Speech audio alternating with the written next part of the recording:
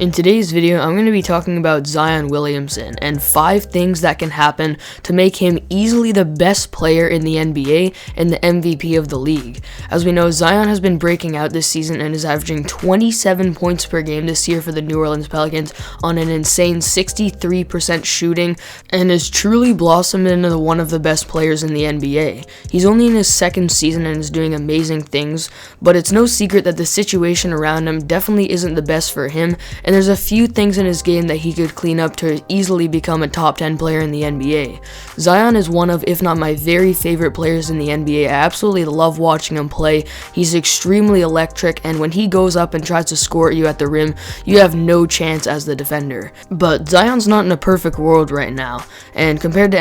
other NBA players, he's really not in a great situation, and today I'm going to be going through 5 things that if they happen, Zion will easily win the MVP. Before I get started with my scenarios here, if you're new to the channel, be sure to subscribe so you don't miss out on any of my new NBA videos, and so that we can continue the road to 1,000 subscribers on my channel. So with that being said, let's get started. So the first thing that needs to happen for Zion to have a chance of winning MVP or truly being the best player in the NBA is simply for him to get more minutes. Now this is partly on Zion to improve his endurance and get a little bit more conditioning in so he can actually have the ability to have more minutes, but it's also on the coaching staff to straight up just give him more minutes. When we look at Zion this season, he's ranked 42nd in the league in minutes per game, while ranking 8th in the league in points per game and 7th in the league in field goal percentage with a 63% field goal percentage, as I mentioned at the start of the video. And all of the players that rank above him in field goal percentage are all 7-foot centers that get most of their points off of lobs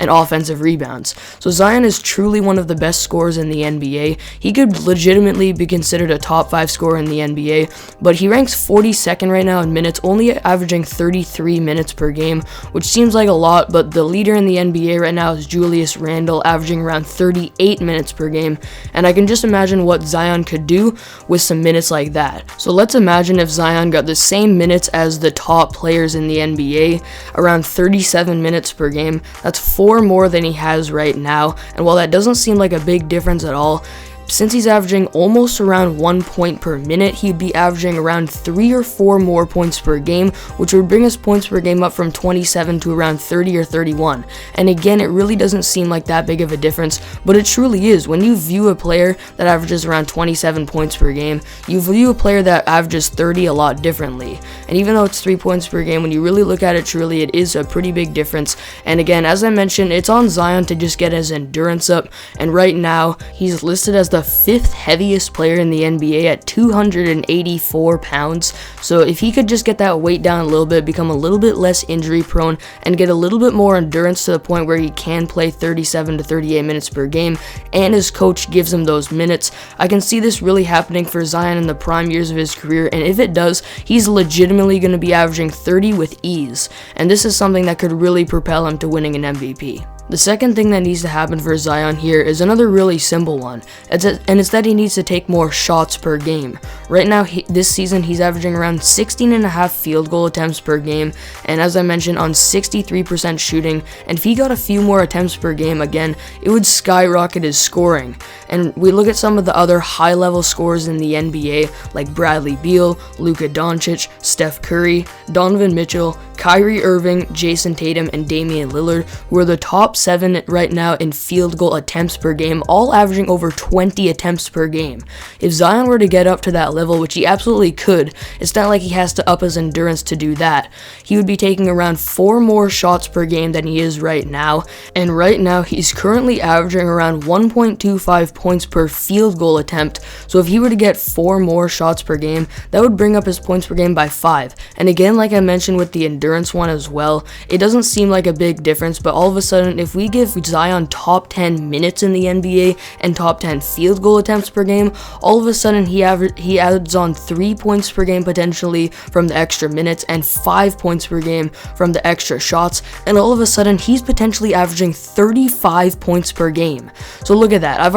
only named 2 things that need to happen for Zion to potentially win MVP, and he could potentially average 35 points per game if both of of these things happen, which is a tremendous difference, and if that doesn't scream MVP to you, I don't know what does. So I've only gone through 2 things just to simply give him more minutes and for him to build up his endurance and for him to get more shots in the game and get more involved in the game plan like the other top scorers in the NBA do, and Zion could legitimately average 35 points per game. The next thing that needs to happen for Zion here is for him to get a stretch big man. The Pelicans centers right now are Steven Adams, who obviously is a very traditional center and can't stretch the floor at all, and also Jackson Hayes, who definitely has lots of potential, and I'm very high on him as an overall player, but he still hasn't developed a three-point shot yet, and when he's on the court with Zion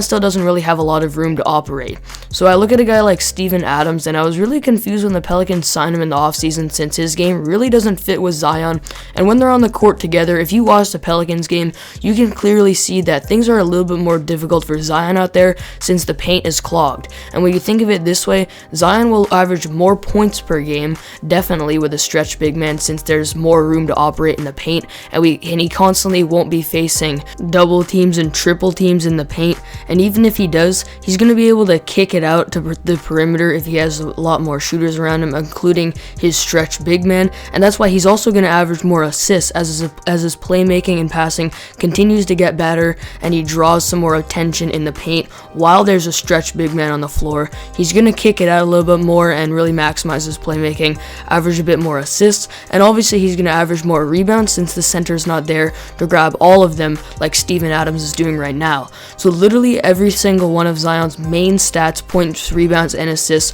are going to go up if he has a stretch big man, and not only is this important for him to have a chance at winning MVP, but it's good for the team to surround their main player with someone who really fits his playstyle and is going to allow him to operate at his best. So getting a stretch big man for the Pelicans is really going to help out Zion in every aspect of the game on the offensive end of the floor and the defensive end of the floor if he becomes more of a main rim protector on the team, which can maximize potentially his best aspect on the defensive end of the floor. And this offseason, getting a stretch big man should definitely be the Pelicans' #1 priority because of how it's really going to help out Zion and their team overall. The next thing that needs to happen for Zion here is for him to develop a little bit better defense, and this is mostly on him. It is on the Pelicans a little bit to use him on the proper ways on the defensive end of the floor, but it's mostly on Zion to really commit to becoming a better defender than he is right now. And when we look at things like the MVP and trying to win the MVP, defense doesn't really matter that much towards that, but if Zion really wants to become truly the best player in the NBA,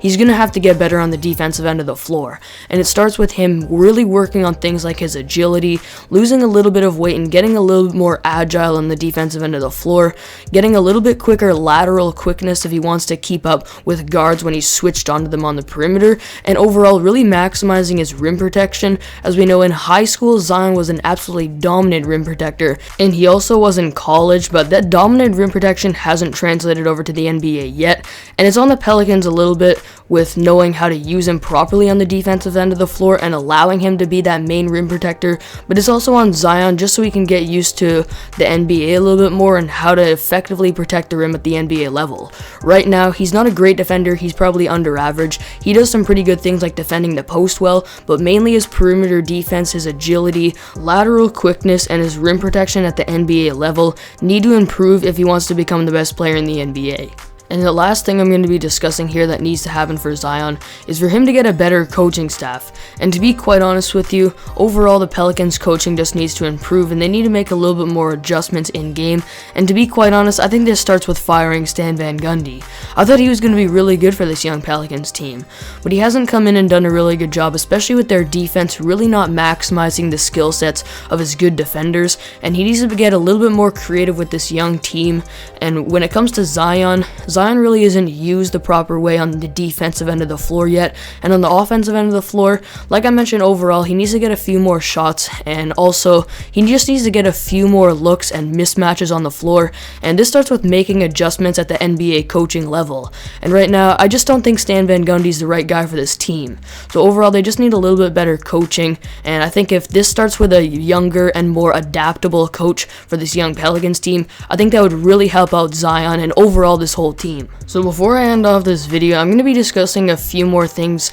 that don't necessarily need to happen for Zion to win MVP or to be the best player in the NBA, but it would be nice if these things happen, and it would help Zion out a lot as well. But the first thing is if he develops a three-point shot. If Zion develops a three-point shot, it's over for the league. But right now, he's attempting about a 3 for every 2 games and is shooting 30% this season and 34% for his career. And those are pretty much all on just wide open looks for Zion. And if he adds a consistent 3-point shot, obviously he's going to be unstoppable. He doesn't necessarily need one because of how dominant he is inside, but if he added one, it would definitely take his game to the next level. And another one is simply just getting more calls from the refs out there on the court. I think it's clear that the NBA is getting softer and softer as the years go by here, but when Zion goes in the paint, there's a lot of times when he doesn't get the call, and there's lots of contact down there, and times when he misses shots or makes shots and just has a lot of contact down there that often doesn't get called. And as he builds up his reputation in the NBA, I see him getting a few more calls here, but overall, from watching a lot of Pelicans games this season, I see a lot of non-calls when Zion goes into the paint, and would really help him out if those were called as well. But again, it's not like he necessarily needs it since he's just so dominant down there. So there you have it. That is the end of today's video. Those are the 5 things that I think could really help out Zion, and they need to happen, and if they do, he's easily going to win the MVP of the NBA. To quickly recap, he needs a bit better endurance and a few more minutes per game, a few more shots per game, a better big man to fit his play style, specifically a stretch big man that can stretch the floor and knock down some threes, a better overall coaching staff with a coach other than Stan Van Gundy running the show, and then he needs to develop some defense to really be considered the best in the NBA. So with average defense for Zion and these other things happening, he could consistently average around 35 points per game in the NBA. When we really look at it, specifically those first 2, him getting more minutes and more shots, it could be insane what Zion could do in the NBA. So if these things happen, I definitely see him winning MVP. Thank you all for watching this video. If you enjoyed, be sure to leave a like and subscribe if you're new so we can continue that road to 1K subscribers on the channel, and I'll see you guys next video.